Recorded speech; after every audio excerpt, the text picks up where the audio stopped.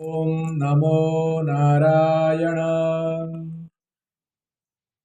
ये पूजा, प्रार्थना, जप, जपादि, दान, धर्म, ये क्या है?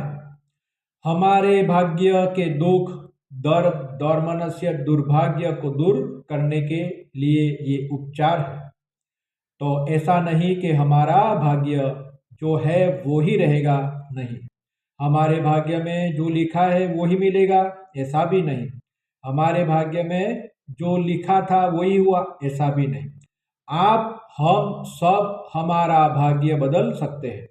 अगर हमारे भाग्य में दुख है, दर्द है, तकलीफ है, तो हमें परमात्मा की पूजा करनी चाहिए, अच्छे कर्म करने चाहिए, नीति से जीवन जीना चाहिए। ऐसा मानकर मत बैठे रहना कि मेरे भाग्य में जो लिखा था वो हुआ, मेरे भाग्य में जो लिखा है वो हो रहा है और मेरे भाग्य में जो लिखा है वो होगा। नहीं, आप पूजा करें, प्रार्थना करें, जपादि करें, देव दर्शन करें, दान धर्म करें, निश्चित ही आप अपने भाग्य को बदल सकते हो। प्रयत्न करके देखो, श्रद्धा रखो, आपका भाग्य आप बदल सकते हो। ओम नमो नारायण।